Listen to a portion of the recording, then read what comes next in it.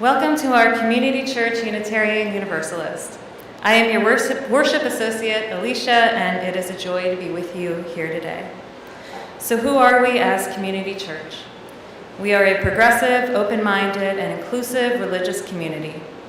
We welcome all who are on a spiritual search for truth and meaning.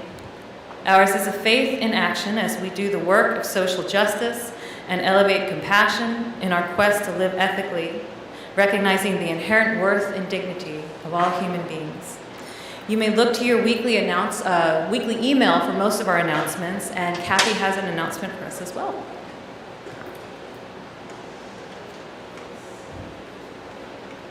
Morning. I'm delighted to announce that Together New Orleans has indeed chosen us in their first round of 24 churches that will have solar power with solar batteries to facilitate our church as part of the Community Lighthouse Project, which will be open and available to the public at any time that we lose power for a long time, like after a hurricane. And the funding has gone so well that they have moved from 10 churches originally to 24 churches. So we have gotten, with the Department of Energy chose 14 projects nationwide. This is one of the projects they chose, so they will give advice. The Greater New Orleans Foundation donated $1 million,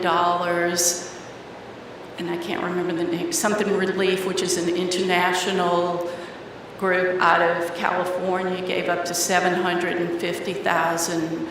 Troy Carter gave $3.5 million from his monies that came from the government, and there are lots of other grants and donations coming in. So we don't know when this will happen, because originally they wanted to do it by the end of the year, but I think adding that many more will go into others. We have the solar panels, we just need the batteries and a few additional solar panels to be able to really support this facility at that time. And other good news is that First Church was also chosen, so First Church will be getting solar panels and batteries.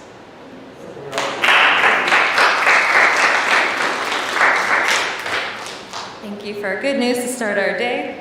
Let us now prepare for worship with our Chalice Lighting. It is Community Church's custom to light a chalice, invoking hope and eternal truth to our worship. Please join in singing "We Light This Flame" with the words printed in your order of service.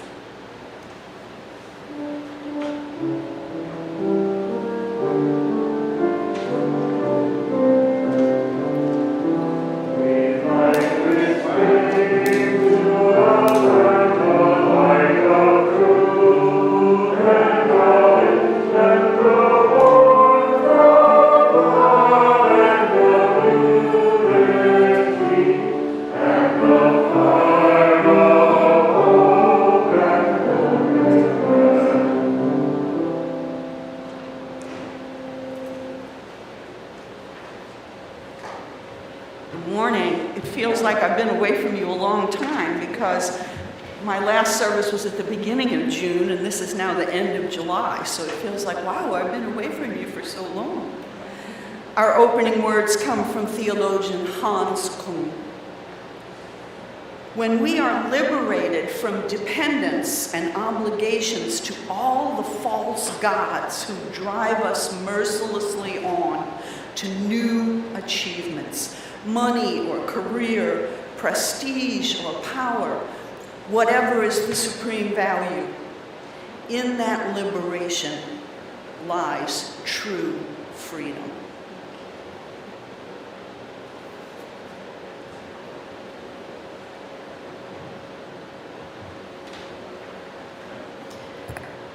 Unfortunately, our wonderful religious education director, Cynthia Ramirez, could not be with us today. She had some family matters to attend to, but she did leave a story behind. It's called The Old Man and His Horse, and she writes about this story. A few people lately have reminded me of the Chinese parable, The Old Man and His Horse. You've probably heard it.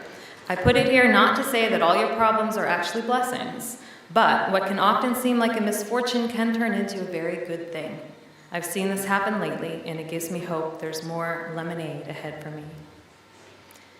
Once there was an old man who lived in a tiny village. Although poor, he was envied by all, for he owned a beautiful white horse. Even the king coveted his treasure. A horse like this had never been seen before. Such was its splendor, its majesty, its strength. People offered fabulous prices for the steed, but the old man always refused. This horse is not a horse to me, he would tell them. It is a person. How could you sell a person? He is a friend, not a possession. How could you sell a friend? The man was poor, and the temptation was great, but he never sold the horse. One morning he found that the horse was not in his stable. All the village came to see him. "You old fool," they scoffed. "We told you someone would steal your horse. We warned you that you would be robbed. You are so poor. How could you ever protect such a valuable animal? It would have been better to have sold him. You could have gotten whatever price you wanted. No amount would have been too high. Now the horse is gone, and you've been cursed with misfortune." The old man responded, "Don't speak too quickly. Say only that the horse is not in the stable. That is all we know. The rest is judgment. If I've been cursed or not, how can you know? How can you judge?" The people contested, "Don't make us out to be fools. We may not be philosophers, but great philosophy is not needed. The simple fact is that your horse is gone, and that's a curse." The old man spoke again. "All I know is that the stable is empty, and the horse is gone. The rest I don't know. Whether it be a curse or a blessing, I can't say. All we can see is a fragment. Who can say what will come next?" The people of the village laughed. They thought that the man was crazy. They had always thought he was a fool. If he wasn't, he would have sold the horse and lived off the money. But instead, he was a poor woodcutter, an old man still cutting firewood and dragging it out of the forest and selling it. He lived hand to mouth in the misery of poverty. Now he had proven that he was, indeed, a fool. After 15 days, the horse returned. He hadn't been stolen. He had run away into the forest. Not only had he returned, he had brought a dozen wild horses with him. Once again, the village people gathered around the woodcutter and spoke. "Old man, you were right and we were wrong. What we thought was a curse was a blessing. Please forgive us." The old man responded, "Once again, you go too far. Say only that the horse is back. State only that a dozen horses returned with him, but don't judge. How do you know if this is a blessing or not? You see only a fragment. Unless you know the whole story, how can you judge? You read only one page of a book. Can you judge the whole book? You read only one word of a phrase. Can you understand the entire phrase? Life is so vast, yet you judge all of life with one page or one word. All you have is one fragment. Don't say that this is a blessing. No one knows. I am content with what I know. I am not perturbed by what I do not." "Maybe the old man is right," they said to one another. So they said little, but deep down they knew he was wrong. They knew it was a blessing. 12 wild horses had returned. With a little work, the animals could be broken and trained and sold for much money. The old man had a son, an only son. The young man began to break the wild horses. After a few days, he fell from one of the horses and broke both legs. Once again, the villagers gathered around the old man and cast their judgments. "You were right," they said. "You proved you were right. The dozen horses were not a blessing. They were a curse. Your only son has broken both his legs, and now in your old age you have no one to help you. Now you are poorer than ever."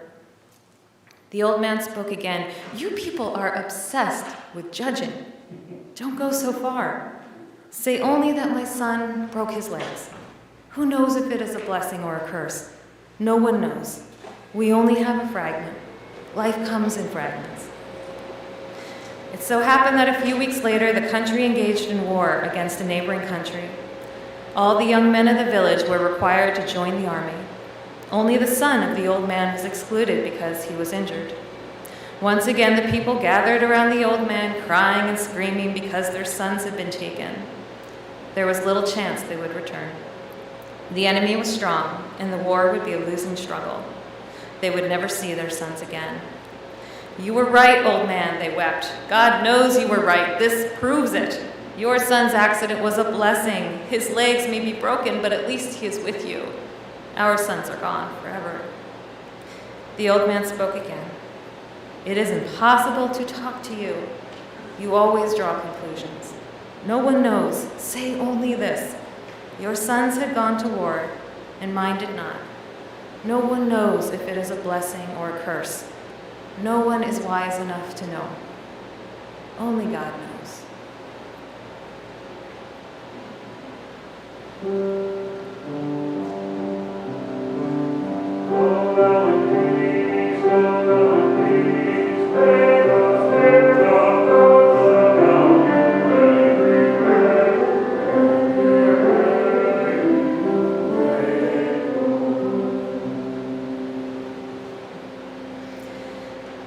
Now is our sacred time of joys and sorrows. If you have a need to share with this community, whether it be expressing something that weighs heavy on your heart these days, or letting us know what reason there is to celebrate, you may, if you are online, write your message in the chat box. If you are here with us in person, you can write your message on one of the cards that we have out in the lobby, or after our musical interlude, we'll also have some time for you to come up to the mic to share what joys and sorrows you may have. You may remain seated for our next hymn, number 186, "Grieve Not Your Heart."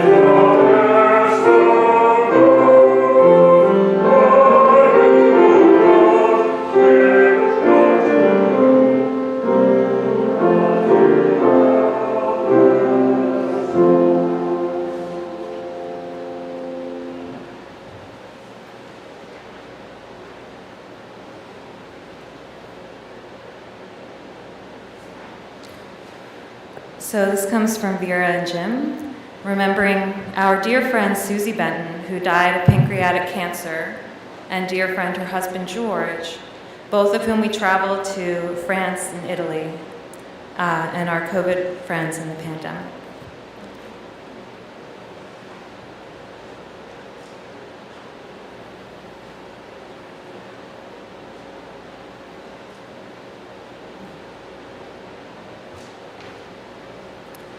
Online, Lizzie writes, "A joy. My daughter got her second COVID shot, one more to go." That's not our first update from people who continue to be eligible for shots and get shots. It's a wonderful thing. It's more people are coming back to us in person. Is there anyone else who has a joy or a sorrow that they would like to share? here at the microphone.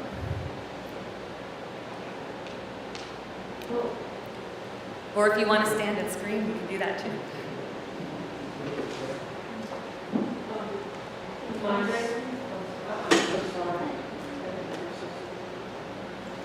My sister passed away tragically a week and a half ago.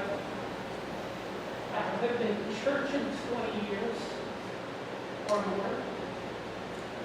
And I just have a need to be in front of people who believe right now. I'm not sure what I believe right now. But I have a need to be with others who believe in something. And a friend of mine Sal, is a member of this congregation. And I appreciate y'all letting me and Mom be here with y'all today. It means a lot to us right now. Thank you.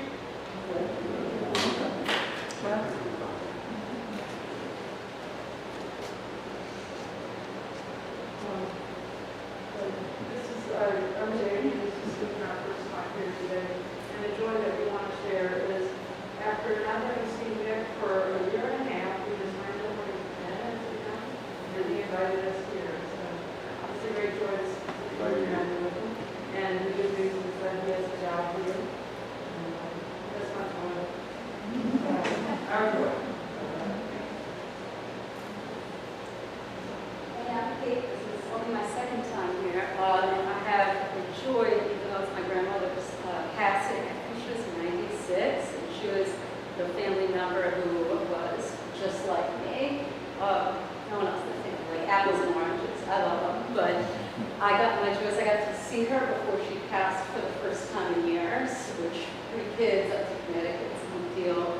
And even though she didn't really have the language too much available, she and I were like vibing, and to be able to give her that experience of being like deeply seen before she passed, which I don't think she has had for people in her life, was really so special to me, and much bigger than that, the sadness for passing. Is there anyone else who has a joy or a sorrow that they wish to express to this community? One more from Jacqueline, grieving the sudden death of my friend and colleague who recently retired from the ministry with our Asheville church, dear Mark Lloyd. So, Another candle for this.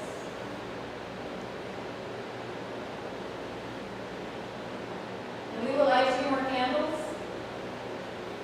One for the joys left unsaid, still waiting to be shared. And one for the sorrows left unsaid, perhaps that we cannot yet put our words to.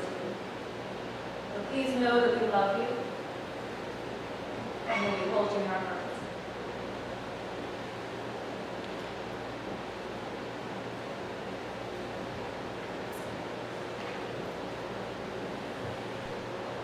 Let's draw our hearts and minds together now in a spirit of quiet reflection, prayer, and meditation.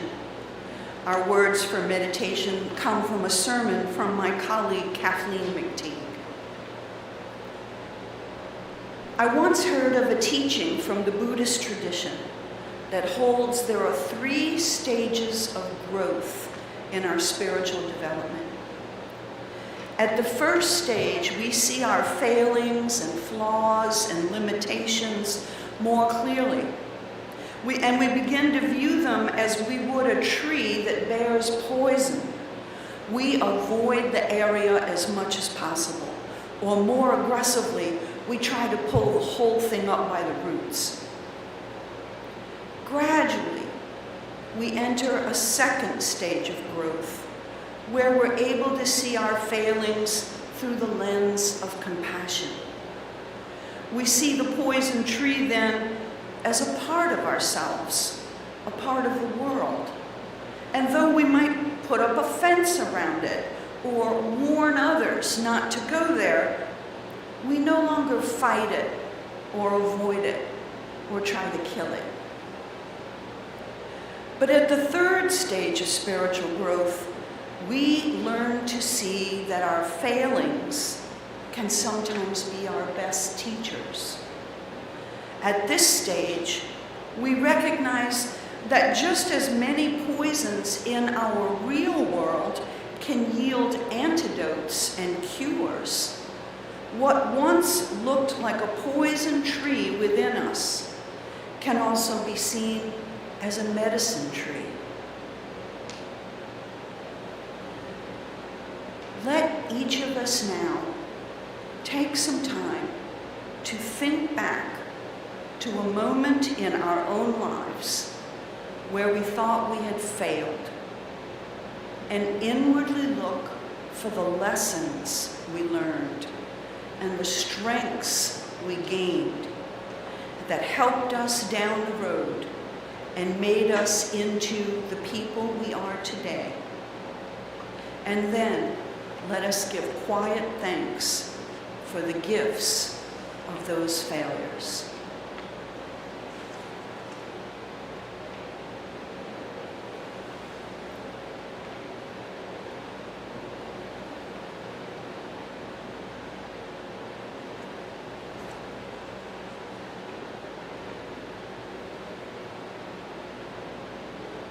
Amen.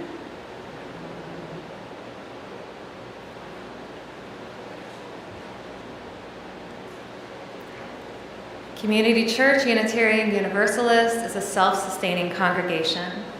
Members and friends' generosity help us do the sacred work of bringing justice, spirituality, and compassion to our community and beyond. You can give online at ccunola.org/stewardship or by text at 504-370-2659. You can text the word give. You can also send us a check at 6690 Fleur de Lis Drive, New Orleans 70124. Our music during this offertory will be hymn number 120, Turn Back.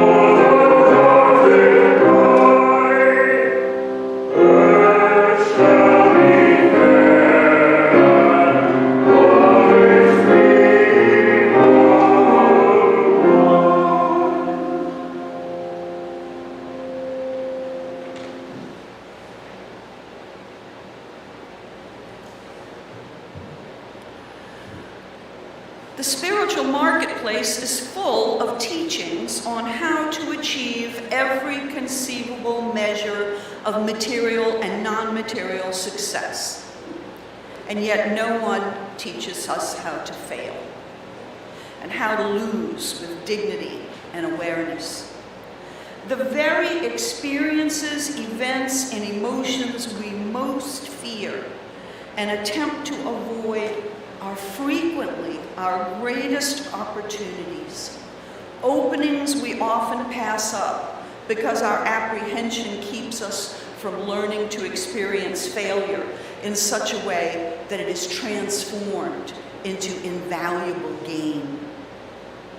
Unconsciously, we perceive life as a race to overcome death, and all of our actions, from the most mundane gesture to the largest enterprise, are primarily a function and expression of our will to survive and our fear of dying. We believe that if we don't win, then we will lose. That if we don't get what we imagine that we want in the way that we think we want it, in the time that we want it, then we will have lost the opportunity to be happy, to be free of suffering, to have conquered life and death. We don't understand so-called failure and loss for the gifts that they really are. The path of failure is a valid spiritual path. I would like to propose the inevitable reality of failure and loss and the gradual process of coming to acknowledge and accept this loss as a way of life and a spiritual path that can inspire integrity, self-respect, and perhaps most importantly, free us to be really human. The process of being humbled by my own failures has left me raw and open, and thus immeasurably more available to life and to the people I love. As someone who has hidden behind a stream of successes, my failure has made me more real and more connected, and has finally demanded that I not insist upon my separation from other people. We tend to divide our life experiences into good and bad. Good if we succeed, and bad if we fail. How would it be instead if we looked at every loss, every failure, as a way of deepening our understanding and our compassion? In opening to failure on its own terms, a new kind of success becomes available.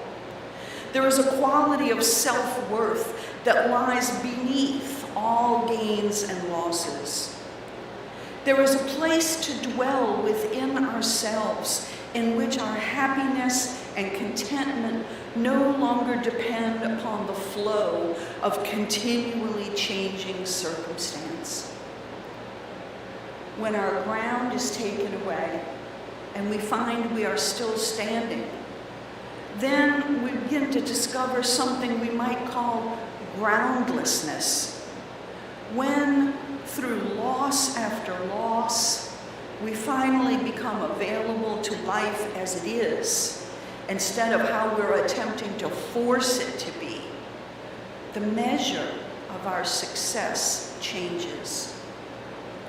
The value of our lives is no longer calculated by whether the universe is conforming to our personal desires and preferences, but by the depth to which we are able to embrace the fullness of what we are given, whatever that might be. When we start to undermine the very notion of failure itself, particularly the morass of conclusions we draw about ourselves based upon a concept we have misunderstood in the first place, then we change. So ends our reading this morning. Here's to the winners. Here's to the winners all of us can be. Frank Sinatra used to belt out that Joe Raposo line like, what else? Like a winner. All of us can be winners. You may already be a winner. Everybody loves a winner. Winning isn't everything, it's the only thing. Ours is a win-lose culture. The ethos of our society invites, motivates, and encourages us, especially if we are middle class, to be winners in life. What's wrong with that? I hear you asking me in your minds. What's wrong with success, with winning? And why is our consulting minister doing her second to last sermon with us on failure when this church has just voted on bringing in a new minister, all set for a successful ministry? This doesn't seem right. But I want you to work with me here.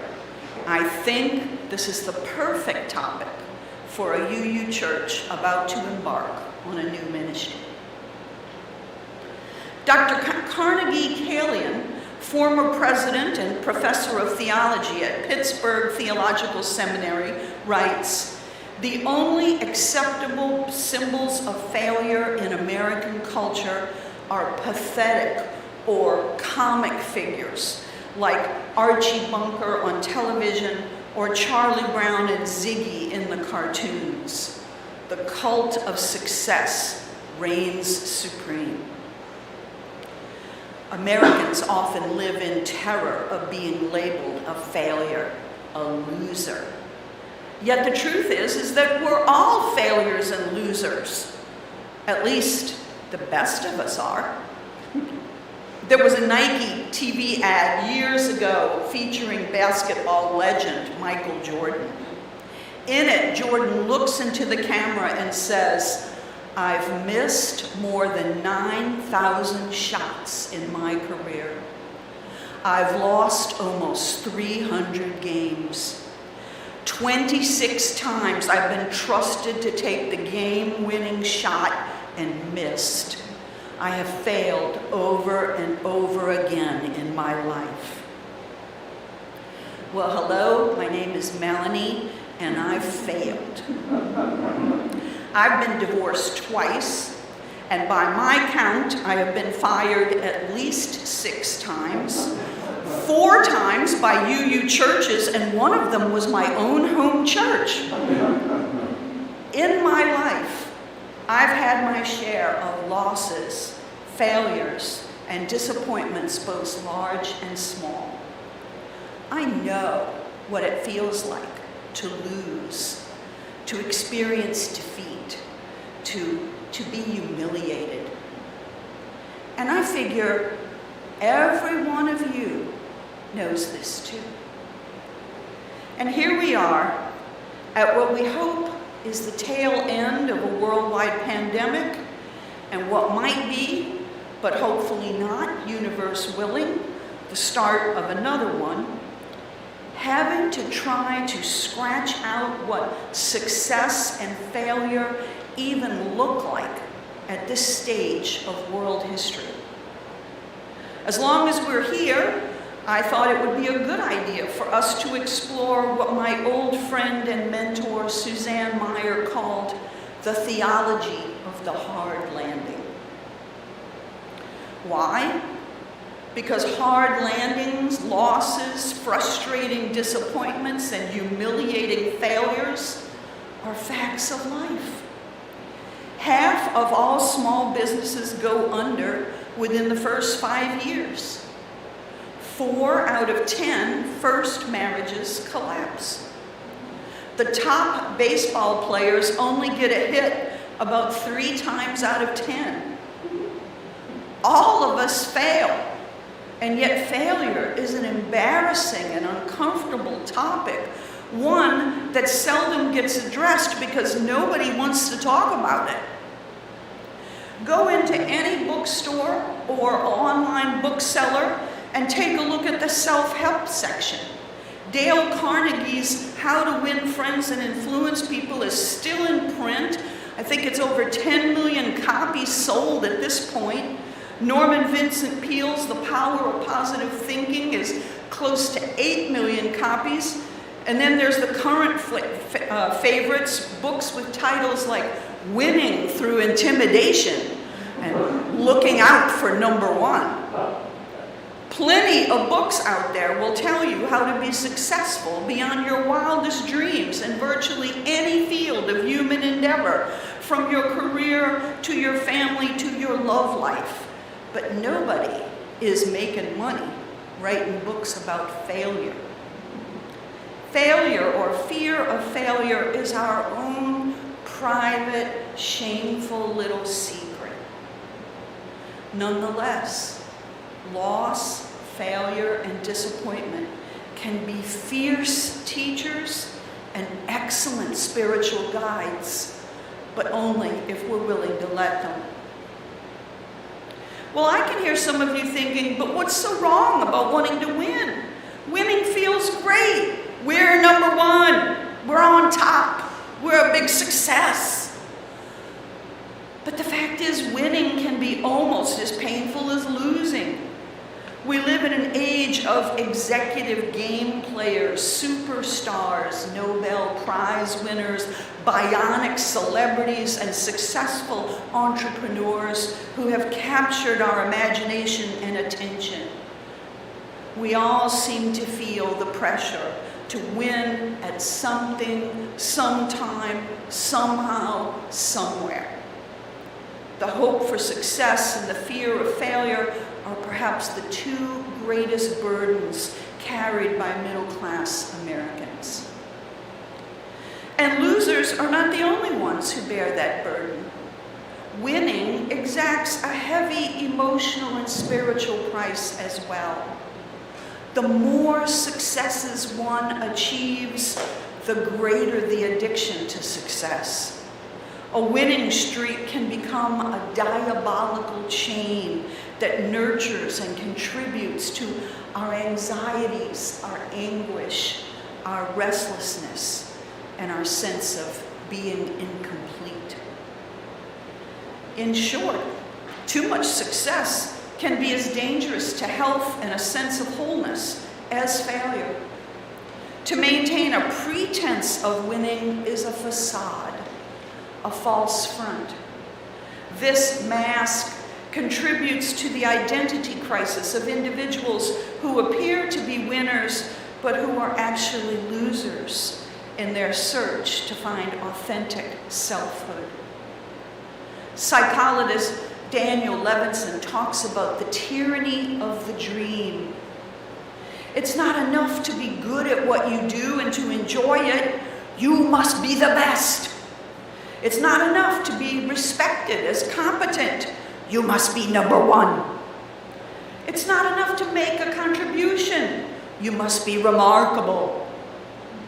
How many of us burn out, self-destruct, or sell our souls to the devil? And for what? To be the greatest? If this is the prevailing attitude of American culture, some questions need to be lifted up. Is winning really everything? And is there a positive or redemptive side to failure? As I said, I know what it means to lose, to fail, and to fall from grace. I also know what it's like to live with the constant fear of failure. And I am no Pollyanna. I'm not going to try to sell you the idea that life's failures and disappointments are mere illusions, tricks of the mind. I'm not going to resurrect that old chestnut that when God closes a door, God opens a window. I'm not going to pretend that scars are beauty marks. I come from the understanding that loss is real. Heartbreak is real. And unless you happen to be a masochist, losing isn't fun, and I'm not going to pretend it is. But I believe that the story of our losses need not be the whole story or the final or defining chapter in each one of our lives. As in the Greek myth of Icarus, flying high and falling hard go hand in hand. One moment our sports heroes, movie stars, political favorites, and celebrities are on top, enjoying fame, good fortune, and all of the positive attention that it brings.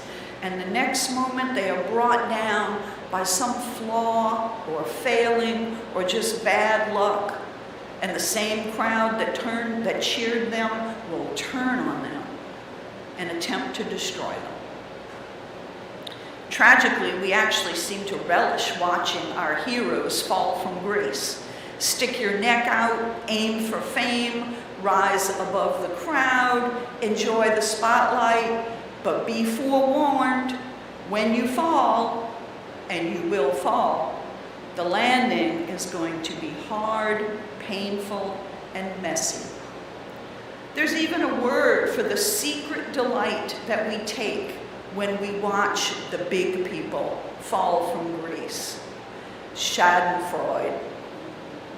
We take pleasure in watching our heroes fail, and even as we secretly or not so secretly take pleasure in the downfall of others, and yet we live in constant fear that we're destined for the same fate. We also get a message that says, winners never quit, quitters never win. Attitude determines altitude. You can go as far as your initiative takes you, and those who fail in this life are the ones who lack the guts to succeed. Failure is evidence of a flawed character or a lack of gumption.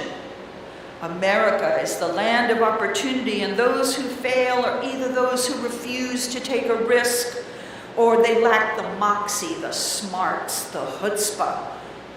Or maybe those who fail are just losers. My friend Suzanne always used to cite some advice that her father gave her.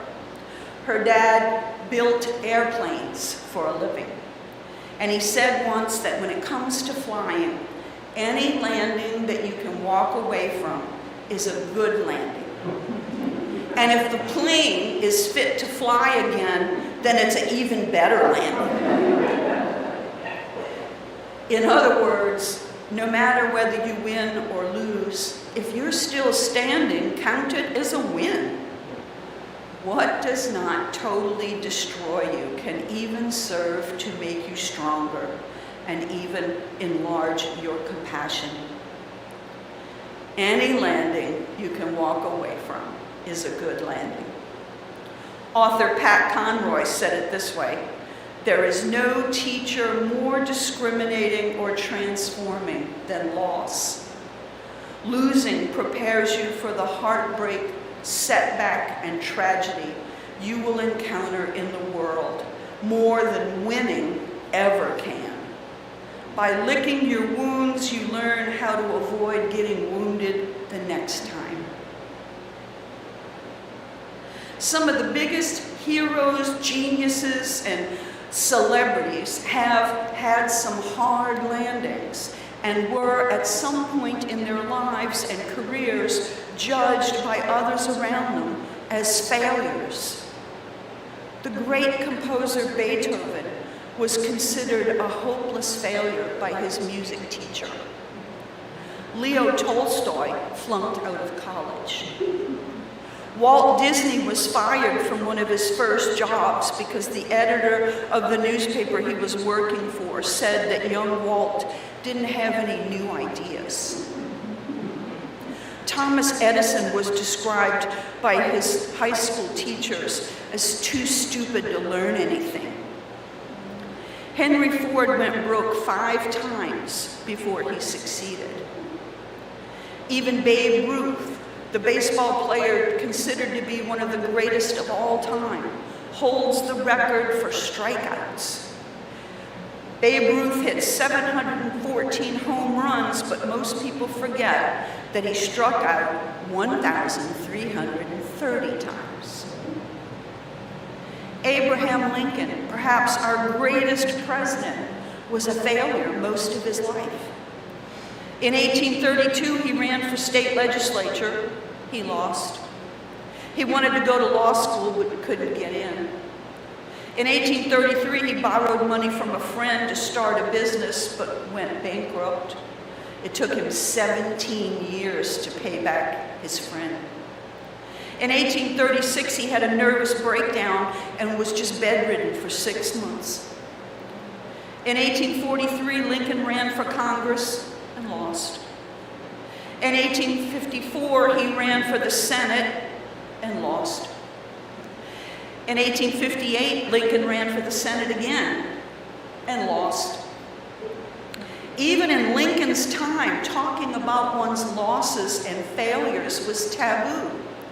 Lincoln wrote, and I've altered his words slightly to be inclusive, "People are greedy to publish the successes of their efforts, but meanly shy as to publishing the failures. People are ruined by this one-sided practice of concealment of blunders and failures." Perhaps it was Lincoln's experience of failure that taught him to have charity for all and malice toward none. What enabled all of these individuals who face loss, failure, and the condemnation of others to transcend their feelings of disappointment and to succeed in the long run? Perhaps they did not so much ignore their failures as they were able to integrate their losses, accepted them as a fact of life, and used their experiences of failure in ways that were ultimately constructive and redemptive. What happens to us after we crash and burn is just as important, if not more so, than what happens to us after we triumphantly fly like eagles. How should we lose, fail, and fall, and still avoid going through life with that big L on our foreheads? And, this is an important question, how does our Unitarian Universalist faith both help and hinder our capacity to integrate those inevitable losses and grow beyond them? We love our heroes and heroines. How many of us have those t-shirts that bear the long list of famous Unitarians and Universalists, a long list of winners, including presidents, inventors, writers, artists, musicians, and scientists, and at the very end of that long list of people of high achievement are the words something to the effect of, "Me too." By virtue of being a Unitarian Universalist, I too deserve to take my place on this list of famous folk. While we say that we affirm and promote the inherent worth and dignity of the individual, worth and dignity that have nothing to do with success or failure, social standing, fame, or fortune, clearly, somewhere in our minds, we believe that we're the religion of choice for the winners, for the high achievers, for those who excel. Somewhere in our minds, we think UUs are just smarter, more creative, more visionary than ordinary people. Just look at those names on our t-shirt. But what about the names of famous Unitarians you don't see on that list? Captain Edward Smith and Thomas Andrew. Oh, they were the captain and the architect of the Titanic. Both of them went down with the ship. Confederate General Nathan Bedford Forrest, the founder of the KKK, was Unitarian. Susan B. Anthony's personal motto was, "Failure is impossible." Although she dedicated her life to women's suffrage and had a giant blind spot when it came to black people, she died before women got the vote. To many of us, Henry David Thoreau, the author of Walden and On Civil Disobedience, is today a hero.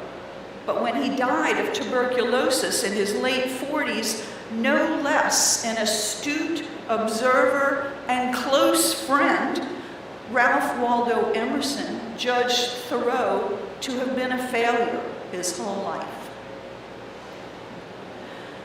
By not acknowledging that there is room in our liberal movement for people who fail, for those who lose, for those who experience disappointment, those who do not live to see their ideals triumph, those whose ideals we deplore today, are we in effect communicating to ourselves and to the world that there's no room in our ranks for the unsuccessful people, only for life's winners?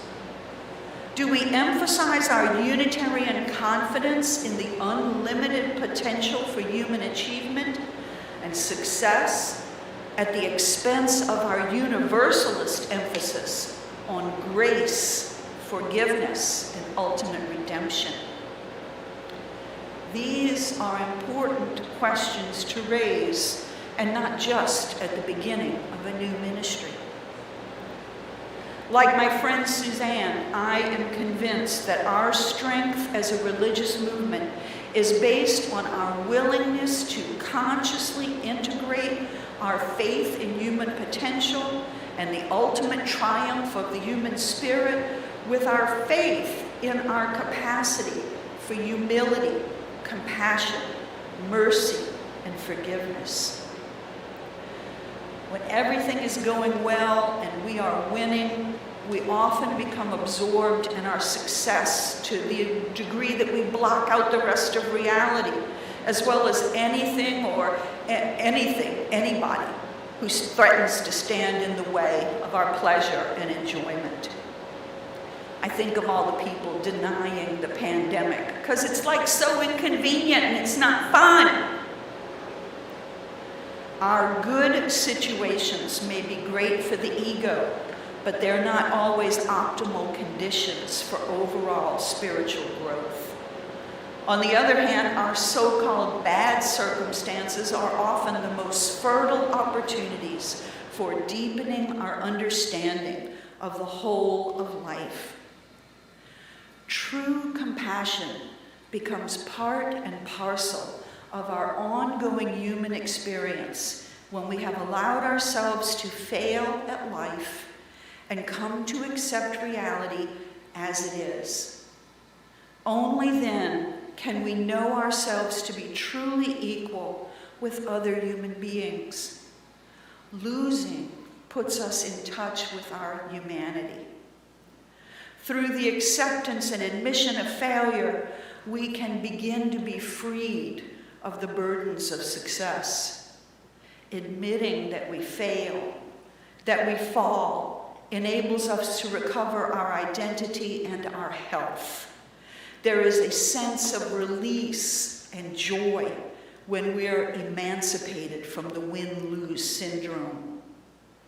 In the words of one of my favorite hymns, written by a dear friend of mine, words that have become for me both a prayer and a blessing in both my good times and my times of profound loss. For all that is our lives, we give both praise and thanks. For all life is a gift that we are called to use to build the common good and make our own days glad.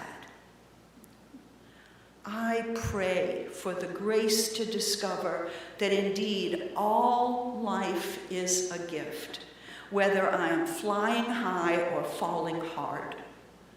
I believe that even our losses, failures, and heartbreaks can be gifts if we are willing to let them be so, if we search for the spirituality in those hard landings. May you as individuals and you as a congregation experience that grace as well. Amen, Ashe, Shalom, Salam, Namaste, blessed be.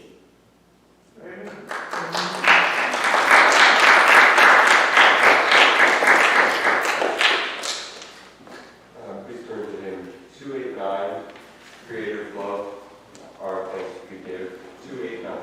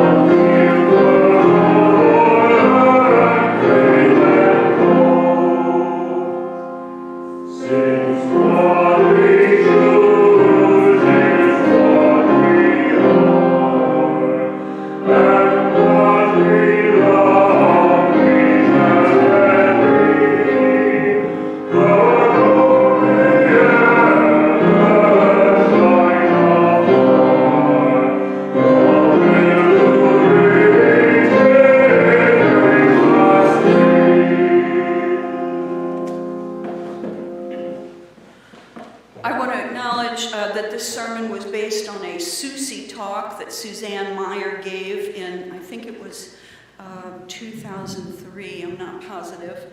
I'm wearing the robe that I inherited from her, and I'm wearing the flaming chalice pendant that she gave me when she fired me as church administrator so that I would go to seminary. Thank you, Suzanne. And these are her words for benediction. Let us take comfort and strength in the knowledge that even our losses, failures, and heartbreaks can be gifts if we are willing to let them be so, if we search for the spirituality in all those hard landings. And may this be true for all of us. Our service here is ended, but service in the wider world for all those who need us is our continuing responsibility and an ever-renewing source of joy. Go from here and make peace. Y'all want to sing one?